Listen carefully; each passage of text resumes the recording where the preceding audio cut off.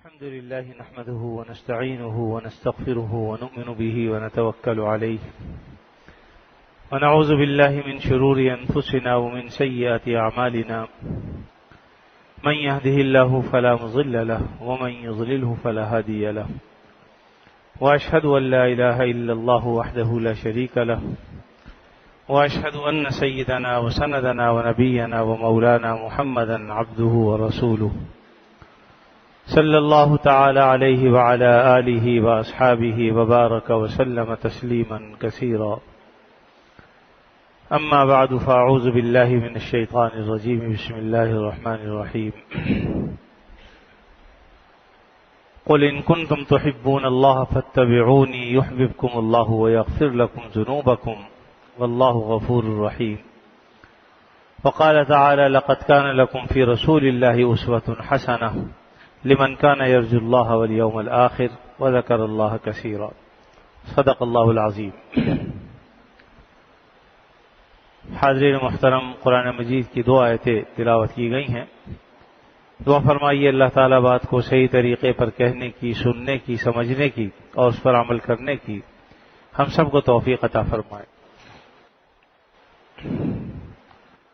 اللہ تعالیٰ کا جتنا بھی ہم شکر ادا کریں کم ہے کہ اس نے ہمیں مسلمان بنایا، مسلمان گھر میں پیدا کیا، کلمہ طیبہ لا الہ الا اللہ محمد الرسول اللہ پڑھنے کی توفیق عطا فرمائی. اللہ تعالیٰ اپنے فضل سے اس کے تقاضوں پر عمل کی بھی ہمیں توفیق عطا فرماتے.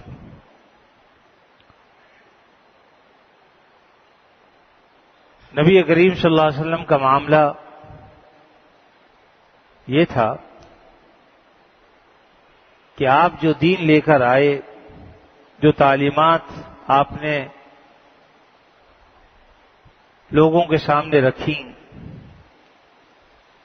اور جن لوگوں نے ان تعلیمات کو اپنایا وہ دنیا میں بھی سرخرو ہو گئے، آخرت میں بھی سرخرو ہو گئے. اور جو لوگ آپ کی تعلیمات کو ٹھکرا دیا جنہوں نے، تو دنیا میں بھی ناکام ہے اور آخرت میں بھی ناکام.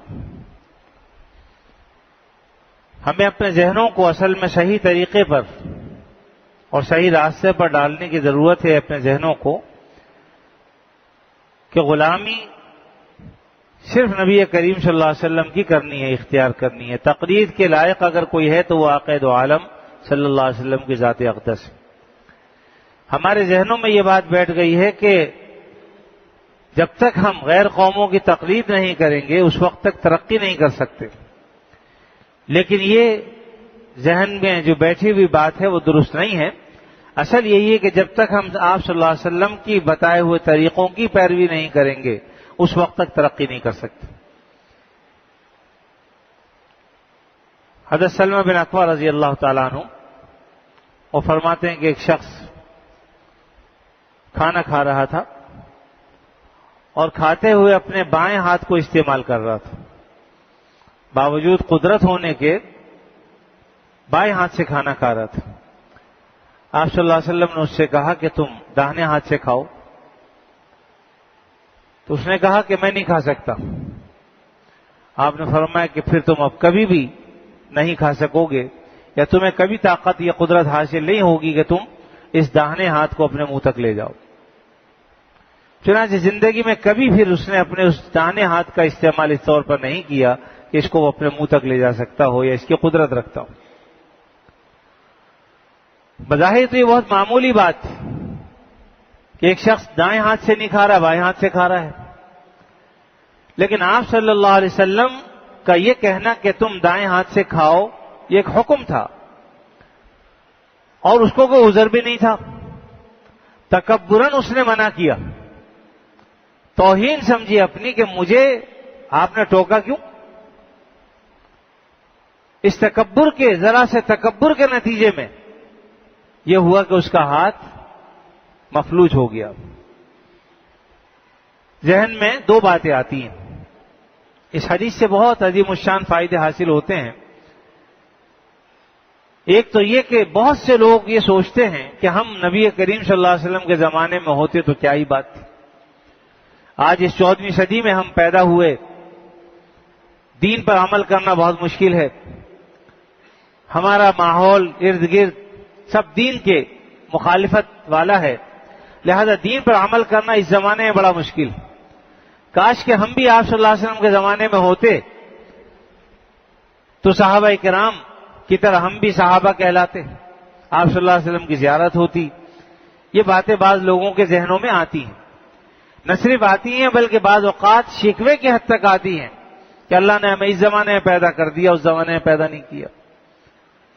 اصل تو ایک بات سمجھنی چاہیے کہ بھائی اللہ تعالیٰ جو بھی سعادت کسی کو عطا فرماتے ہیں یہ اس کے ظرف کے مطابق عطا فرماتے ہیں۔ صحابہ کرام کو اللہ نے جو سعادت عطا فرمائی یقیناً وہ اس ظرف کے حامل تھے کہ اللہ نے اتنی عظیم الشان سعادت انہیں عطا فرمائی، لیکن وہ آزمائش کی بھٹیوں سے بھی گزرے ہیں۔ اور کیسی کیسی آزمائش تھی، صحابہ ہی کا جگر تھا کہ انہوں نے اس کو برداشت کیا۔ ہم میں سے کوئی ہوتا تو پتہ نہیں اس آزمائش سے گزر بھی پاتا کہ نہیں۔ اس لیے اس قسم کی جو تمنا ہے یہ نادانی اور ناواقفیت کی بنا پر ہے۔ اصل میں اللہ تعالیٰ کے ہر حال پر عمل پر راضی رہنا چاہیے کہ اللہ نے ہمیں اپنے فضل و کرم سے بہرحال مسلمان تو پیدا کیا،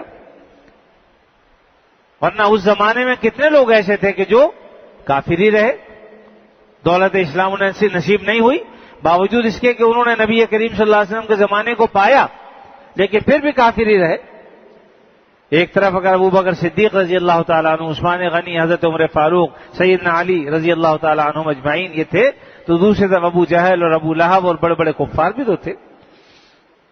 تو اللہ کے ہم اس نعمت کا شکر ادا کریں کہ اس نے ہمیں مسلمان بنایا۔ اب ضرورت اس کی ہے کہ ہمیں اپنے آپ کو اسلام پر قائم رکھیں، ثابت قدمی اللہ سے مانگتے رہیں کہ اللہ تعالیٰ ہمیں اس میں ثابت قدمی عطا فرمائے۔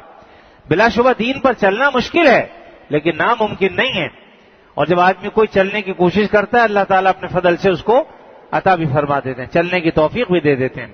والذین جاہدوا فینا لنہدینہم سبلنا، اگر کوئی آدمی ہمارے راستے پر چلنے کی کوشش کرتا ہے تو ہم اسے ہدایت دے دیتے ہیں، اس کے لیے چلنا آسان فرما دیتے ہیں، لیکن اس کے لیے ضرورت اس بات کی ہے کہ ہم کچھ حرکت کریں، ہم آگے بڑھنے کی کوشش کریں۔ دوسری بات ذہن میں یہ آتی ہے کہ آپ صلی اللہ علیہ وسلم نے بد دعا کیوں دے دی؟ آپ تو رحمت للعالمین ہیں، آپ نے تو ایسے ایسے موقعوں پر جبکہ فرشتوں نے آ کر آپ سے کہا کہ اگر آپ ہمیں حکم فرمائیں تو اس بستی کو، جن بستی والوں نے آپ کی بات نہیں مانی، بچوں کو آپ کے پیچھے لگا دیا، پتھراؤ کیا آپ پر اور آپ کے پیچھے تالیاں بجائیں، یہاں تک کہ آپ کے پیر خونم خون ہو گئے، جوتیاں آپ کی بھر گئی خون سے، اگر آپ حکم فرمائیں تو ان بستی والوں کو ان دونوں پہاڑوں کے بیچ میں لے کر پیس دیں؟ آپ نے فرمایا کہ نہیں۔ یہ اگر ایمان نہیں لائے، ہو سکتا ہے ان کی اولادوں میں سے کوئی ایمان لے آئے۔ اللہم اہد قومی فإنہم لا یعلمون، اس وقت بھی آپ نے فرمایا کہ اللہ میری قوم کو ہدایت عطا فرمائے، یہ مجھے جانتے نہیں۔ تو اس موقع پر بھی آپ نے بد دعا نہیں فرمائی، تو کیا وجہ تھی کہ یہ ایک شخص جو الٹے ہاتھ سے کھا رہا تھا آپ نے اسے فوراً بد دعا یہ جملہ کہہ دیا؟ اس میں بھی حکمتیں ہیں۔ ایک حکمت تو یہ ہے کہ یہ اصل میں بد دعا نہیں تھی، یہ اس پر شفقت کا ہاتھ تھا، شفقت کے طور پر آپ نے یہ بد دعا، اس کے حق میں رحمت تھی، کیونکہ جب آپ صلی اللہ علیہ وسلم نے اس کو فرمایا اور اسے کوئی عذر بھی نہیں تھا، تکبراً اس نے منع کیا تو عذاب الہی کا مستحق بن گیا، جہنم میں جانے کا مستحق بن گیا۔ آپ صلی اللہ علیہ وسلم نے اس پر شفقت فرماتے ہوئے بد دعا فرمائی کہ اب تم بجائے اس کے کہ وہ جہنم میں جائے اور جہنم میں عذاب سہے، آپ نے دنیا میں اس کے لیے یہ فرمایا کہ اللہ کرے تمہارا ہاتھ اب کبھی منہ تک نہ جائے۔ تو یہ بد دعائیہ جملہ بن گیا تاکہ آخرت کی بجائے دنیا ہی میں وہ عذاب سہ لے جو بھی ہے۔ یہاں کا عذاب چاہے جتنا بھی زیادہ ہو ایک دن ختم ہو جانے والا ہے، لیکن آخرت کا عذاب کبھی ختم ہونے والا نہیں۔ تو آپ نے یہ جملہ اس لیے ارشاد فرما دیا کہ ایک تو جہنم میں جانے سے بچ جائے، اور دوسرا یہ کہ جب یہ معاملہ ہوگا تو یہ عبرت حاصل کرے گا، توبہ کرے گا، عمل صالح کی اس کو توفیق ہو جائے گی۔ تو اس لیے اصل میں یہ بد دعائیہ جملہ نہیں تھا بلکہ اس کے حق میں یہ بھی دعا ہی تھی۔ اور اللہ کے ایسے کئی بندے یعنی آپ صلی اللہ علیہ وسلم ہی کی متابعت کرتے ہوئے اپنے دل میں اس بات کا جذبہ رکھتے ہیں کہ ہماری وجہ سے کسی مسلمان کو تکلیف نہ پہنچے۔ ایک شخص کسی بزرگ کا مرید تھا، اس نے ان سے کہا کہ میں یہ چاہتا ہوں کہ اللہ کے بندے مختلف شانوں میں ہوتے ہیں، مختلف اللہ نے انہیں شان عطا فرمائی ہیں، تو میں چاہتا ہوں کہ ہر ایک بزرگ کی میں شان دیکھوں کہ کون کس شان میں ہے۔ تو پہلے انہوں نے منع کیا کہ تم اس بات کو رہنے دو، بس تم سیدھے سیدھے دین پر چلتے رہو اور امتحان کسی کا مت لو۔ لیکن ان کا اصرار دیکھ کے فرمایا کہ اچھا اگر تم دیکھنا چاہتے ہی ہو تو جامع مسجد میں چلے جاؤ، وہاں پر تمہیں 3 آدمی ملیں گے، 3 اللہ والے ہیں جو ذکر میں مشغول ہوں گے، اپنے اپنے الگ الگ انفرادی طور پر بیٹھے ہوئے ہوں گے، تو ان کو جا کے دیکھو۔ اور طریقہ کیا ہے دیکھنے کا؟ کہا کہ تم جانا اور ہر ایک کو ایک گھوسا رسید کرنا، اور پھر جو بھی وہ عمل کرے تمہارے ساتھ وہ آگے بتانا مجھے۔ چنانچہ یہ گئے تو دیکھا واقعی 3 آدمی بیٹھے ہوئے اللہ کا ذکر کر رہے ہیں۔ انہوں نے جا کے ایک شخص کو گھوسا رسید کیا، اس نے پیچھے مڑ کے بھی نہیں دیکھا کہ کس نے مارا، کون تھا اور کیوں مارا، اپنے کام میں لگا رہا۔ ابھی دوسرے شخص کے پاس پہنچا اور اسے بھی ایک گھوسا مار دیا۔ وہ جلدی سے پیچھے پلٹا اور اس کے ہاتھ کو سہلانے لگا کہ تمہیں چوٹ تو نہیں لگی۔ اب یہ تیسرے شخص کے پاس پہنچے اور اس کو بھی ایک گھوسا رسید کیا۔ اس نے بھی جلدی سے وہ پلٹا اور پلٹ کے اس نے بھی ایک اتنی زور سے گھوسا مارا، پھر اپنے کام میں لگ گیا۔ اب یہ اپنے شیخ کے پاس آئے اور آ کر کہا کہ حضرت یہ معاملہ پیش آیا۔ فرمایا کہ دیکھو اب یہ 3 مختلف شان والے بزرگ تھے۔ پہلے جو بزرگ تھے جن کو تم نے گھوسا مارا انہوں نے پلٹ کر بھی نہیں دیکھا، انہیں اللہ کے ذکر میں اتنا مزہ آ رہا تھا اور اتنی لذت آ رہی تھی کہ انہوں نے کہا کہ اتنی لذیذ چیز کو چھوڑ کر، اللہ کا ذکر چھوڑ کر میں بیکار کے کام میں لگوں کہ میں اس کو پوچھوں تو کون ہے، تو نے مجھے کیوں مارا، کس نے بھیجا، تفتیش کرنے میں لگوں، میرا وقت ضائع ہوگا، اس سے بہتر ہے میں اپنے کام میں لگوں، جس نے مارا وہ جانے، اللہ تعالیٰ جانے۔ وہ اس شان کا بزرگ تھا، اللہ کے نام میں اسے لذت آ رہی تھی، لہذا اس نے کسی اور کی طرف دیکھنا تک گوارا نہیں کیا کہ کس نے مارا کس نے نہیں مارا۔ اور جو دوسرے صاحب تھے انہیں مخلوق پر شفقت بہت تھی، اس لیے وہ پلٹ کر فوراً اسی کا ہاتھ سے ہلانے لگے کہ تمہیں چوٹ تو نہیں لگی۔ وہ اپنی چوٹ کو بھول گئے کہ مجھے اس نے مارا ہے، نہ انہیں غصہ آیا بلکہ وہ اس کی تکلیف پر لگ گئے کہ اس کو تو تکلیف نہیں ہوئی۔ ایک شان یہ بھی ہے۔ اور جو تیسرے صاحب تھے ان کے ذہن میں یہ بات تھی کہ چونکہ حدیث میں آتا ہے کہ من عادى لي وليا فقد آذنته بالحرب، جو شخص میرے کسی اللہ والے کو ستائے، اللہ والے سے دشمنی رکھے، تو اللہ تعالیٰ فرماتے ہیں کہ میرا اس سے اعلان جنگ ہے۔ تو ایسا نہ ہو کہ اس نے مجھے ستایا، تنگ کیا، اللہ تعالیٰ اسے کسی عذاب میں مبتلا فرماتے، اس لیے فوری طور پر بدلہ لے لیا، تاکہ ایسا نہ ہو کہ اللہ تعالیٰ پھر بدلہ لے۔ اگر وہ بدلہ لے گا تو وہ ایسا ہوگا کہ تباہ و برباد ہو جائے گا، لہذا جلدی سے۔ تو یہ بھی شفقت تھی مخلوق پر۔ تو نبی کریم صلی اللہ علیہ وسلم کا یہاں جو عمل تھا، اصل میں اس بزرگ کا عمل بھی آپ صلی اللہ علیہ وسلم ہی کے عمل سے لیا ہوا تھا کہ آپ نے جس طرح اس کو بد دعا دی تو یہ بد دعا اصل میں شفقت تھی اس پر، تاکہ آخرت کے عذاب سے یہ بچ جائے۔ اور اس حدیث سے ایک فائدہ ہمیں یہ بھی حاصل ہوا کہ دیکھیے اس زمانے میں جو بات حدیث کی ہم تک پہنچی ہے وہ واسطہ در واسطہ ہم تک پہنچی ہے۔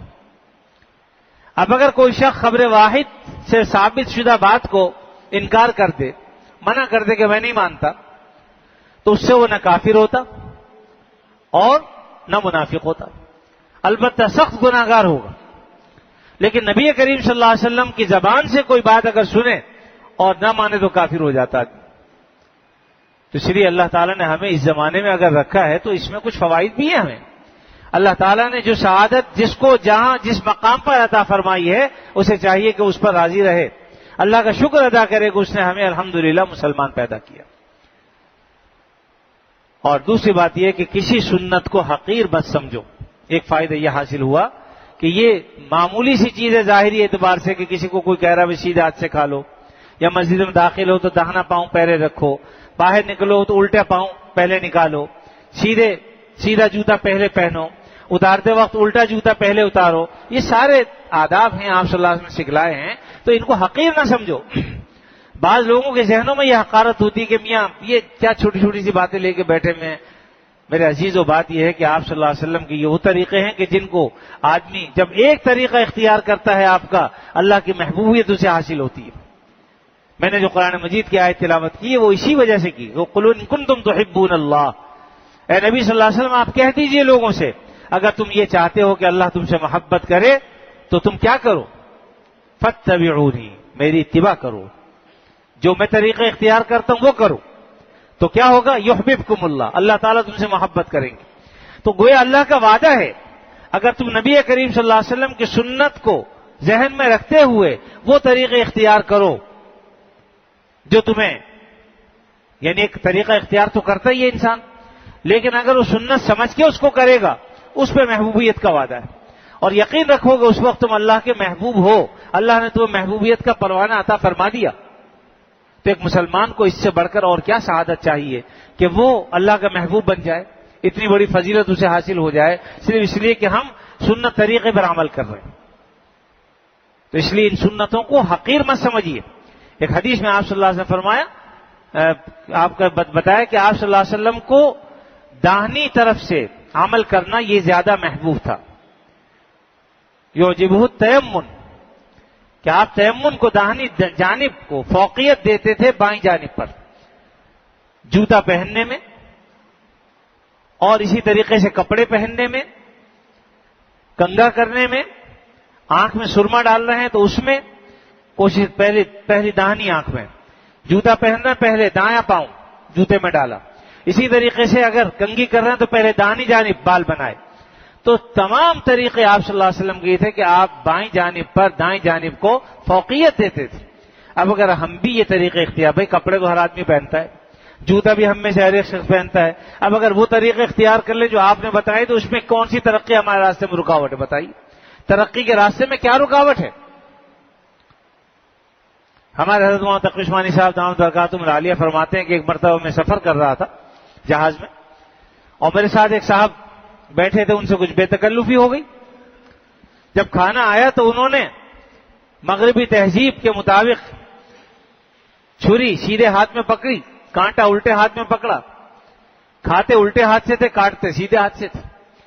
میں نے ان کو کہا کہ بھئی نبی کریم صلی اللہ علیہ وسلم کی یہ تعلیم ہے کہ ہم داہنے ہاتھ سے کھائیں، اگر آپ یہ چھری الٹے ہاتھ میں پکڑ لیں اور کانٹا دائیں ہاتھ میں پکڑ لیں تو کم از کم داہنے ہاتھ سے تو کھائیں۔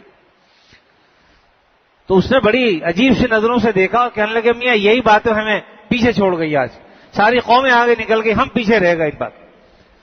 حضرت فرمائے میں نے ان سے کہا کہ آپ تو یہ ترقی یافتہ طریقہ بہت عرصے سے استعمال کر رہے ہیں، تو آپ کتنے آگے نکل گئے اور کتنے لوگوں کو آپ نے پیچھے چھوڑ دیا؟ اب لاجواب ہوگی، کوئی ترقی اس میں تھوڑی ہے۔ تو یہ لوگوں کے ذہنوں میں ہے کہ یہ سنت طریقے چلنے میں یہ رکاوٹ ہے ترقی۔ یاد رکھیے کوئی رکاوٹ نہیں۔ داڑھی رکھنا یہ آپ صلی اللہ علیہ وسلم کا طریقہ ہے، اس سے کوئی آدمی پیچھے نہیں ہو جاتا۔ غیر قوموں نے جو طریقہ اپنائے، آج سکھ ہیں وہ اپنے گرو کی بات مانتے ہوئے کوئی بال نہیں کٹاتے، بڑی بڑی داڑیاں بڑے بڑے بال رکھتے ہیں، ترقی کے راستے میں کوئی ان کو رکاوٹ نظر نہیں آتی۔ ہمیں کیوں نظر آتی؟ اس لیے یہ سوچ اچھی سوچ نہیں۔ یہ تو ٹھیک ہے کہ اگر کوئی شخص کی سنت پر عمل نہیں کر رہا تو اللہ سے توفیق مانگتا رہے، لیکن جو لوگ کر رہے ہیں ان کو اچھا سمجھے کہ کم از کم اس میں ایک درجہ بہتر ہے مجھ سے یہ بات، اور نہ کرنے کو برا سمجھے۔ آج ہمارے معاملہ برعکس ہے، کرنے والے کو ہم حقیر سمجھتے ہیں، اپنے عمل کو اچھا اور بڑا سمجھتے ہیں۔ تو میرے عزیز اللہ رب العزت نے فرما دیا کہ فاتبعونی یحببکم اللہ، اے میرے حبیب جو تیری اتباع کرے گا میں اسے محبوب رکھوں گا۔ تو ہمارے لیے ترقی کا یہی راستہ ہے۔ تو انہوں نے کہا کہ میاں بات یہ ہے کہ سیدھے ہاتھ سے کھانا یا یہ دائیں ہاتھ سے، ساری قومیں جتنی بھی ہیں یورپ کی آپ دیکھو الٹے ہاتھ سے کھا رہی ہیں، کھڑے ہو کے موت رہی ہیں، چلتے پھرتے کھا رہے ہیں، سب سنتوں کی خلاف ورزی کر رہے ہیں، لیکن وہ تو خوب ترقی کر رہے ہیں۔ حضرت فرمایا کہ بھائی بات یہ ہے کہ تمہیں ایک میں قصہ سناتا ہوں پھر تمہیں بادشاہ سمجھ میں آ جائے۔ فرمایا کہ ایک بستی میں ایک بوجھ بھجکڑ تھا، بہت عقل مند آدمی اپنے آپ کو سمجھتا تھا، وہ سارے کام جو بھی ہوتے تھے لوگ اس کے پاس جاتے تھے کہ بھئی فلاں شخص سے جا کے مشورہ لو۔ کہا کہ ایک شخص جو ہے کھجور کے درخت پہ چڑھ گیا، آپ کو معلوم ہے کھجور کا درخت بہت اونچا ہوتا ہے، چڑھ تو گیا کسی طریقے سے، اب اترا جائے تو اتر نہیں سکتا، ڈر لگنے لگا۔ لوگوں سے کہا بھی کیسے اتروں؟ تو بستی میں جو بوئی بجکڑ تھے اس کے پاس گئے کہ بھی ایک شخص درخت پہ چڑھ گیا ہے اور کوئی تدبیر سمجھ میں نہیں آ رہی کیسے اس کو اتارا جائے. اس نے کہا کہ رسہ لاؤ، بہت بڑا اور موٹا، اچھا مضبوط رسہ لایا گیا. کہا کسی طریقے سے اس کو اوپر پھینکو اور اس شخص سے کہو کہ اپنی کمر سے باندھ لے اچھی طرح مضبوطی کے ساتھ. اس بیچارے نے باندھ لیا. کہا کہ اب 2-3 آدمی مل کر زور لگاؤ، کھینچو اس کو زور سے. اب زور سے جو کھینچا تو نیچے گرا اور مر گیا بیچارہ. لوگوں نے کہا تو نے کیا ترکیب بتائی بھائی؟ تو مر گیا. کہا کہ اس کی موت ہی آ گئی تھی، ورنہ طریقہ تو میرا ٹھیک تھا. میں نے کتنے آدمی کنویں سے نکالے اس طرح سے، کتنے لوگ کنویں میں تھے جو گر گئے اور میں نے اسی طریقے سے نکال لی. تو اس نے کھجور میں بیٹھے ہوئے شخص کو کنویں میں گرے ہوئے آدمی پر قیاس کیا، جو قیاس مال فارغ ہے. تو فرمایا کہ تم بھی مسلمانوں کی ترقی اور کفار کی ترقی کو جو ہے اس پر قیاس کرتے ہو کہ مسلمان کی ترقی بھی ایسے ہی ہوگی جیسے کافروں کو ترقی ہو رہی ہے. انہوں نے کہا یاد رکھو کافروں کو تو ترقی ہو سکتی ہے اگر وہ آپ کے طریقے اختیار نہ کریں، آپ کی سنتوں پر نہ چلیں، اس لیے کہ وہ اس کے پابندی نہیں ہے. لیکن مسلمان کو کبھی ترقی نہیں ہو سکتی اغیار کے طریقوں پر. اغیار کے طریقے اختیار کرنے کے بعد اگر وہی چاہیں کہ ہمیں ترقی ہو جائے، ناممکن ہے. ہاں ایک مرتبہ معاذ اللہ کوئی آدمی یہ کہہ دے کہ اسلام کا چولا اپنے جسم سے اتار دے اور کہے کہ میں مسلمان نہیں ہوں، پھر جو چاہے کر. لیکن جب اسلام کا توق تم نے گلے میں ڈالا ہوا ہے، نبی کریم صلی اللہ علیہ وسلم کی غلامی کو اختیار کیا ہوا ہے، پھر آپ کے طریقوں کو اختیار نہ کر کے اور ہم چاہیں کہ یورپ کے انگریزوں کی طرح ہم ترقی کر لیں، ناممکن. ہماری ترقی کا راز اگر مضمر ہے تو وہ صرف نبی کریم صلی اللہ علیہ وسلم کے طریقوں میں. اس لیے آپ کی کسی سنت کو حقیر نہیں سمجھنا چاہیے، معمولی نہیں سمجھنا چاہیے، بلکہ ہر طریقے کو آدمی معتبر سمجھے، بڑا سمجھے. اور اگر خدا نہ کرے کسی وجہ سے کسی سنت پر عمل نہیں ہو رہا تو اللہ تعالیٰ سے توفیق مانگتا رہے کہ یا اللہ یہ کوتاہی مجھ میں ہے، اپنے فضل سے دور فرما دیجیے. جو عمل کر رہا ہے وہ عمل نہ کرنے والے کو حقیر نہ جانے. اس عمل کا تو حقیر سمجھے لیکن خود عمل کرنے والے کو حقیر نہ جانے. ہو سکتا اللہ تعالیٰ کبھی توبہ کی توفیق دے دے، وہ ہم سے بھی آگے نکل جائے. اس لیے پھر کسی کو اس طرح سے بات نہ کہے کہ دوسرا مشتعل ہو جائے اور دین سے ہی دور چلا جائے. تو بہرحال یہ اصل جو مقصد تھا میرا وہ یہ کہ اگر ہم دنیاوی ترقی حاصل کرنا چاہتے ہیں یا آخرت کی ترقی چاہتے ہیں تو وہ صرف ایک ہی راستہ ہے اور وہ ہے نبی کریم صلی اللہ علیہ وسلم کے کامل درجے کی اطاعت.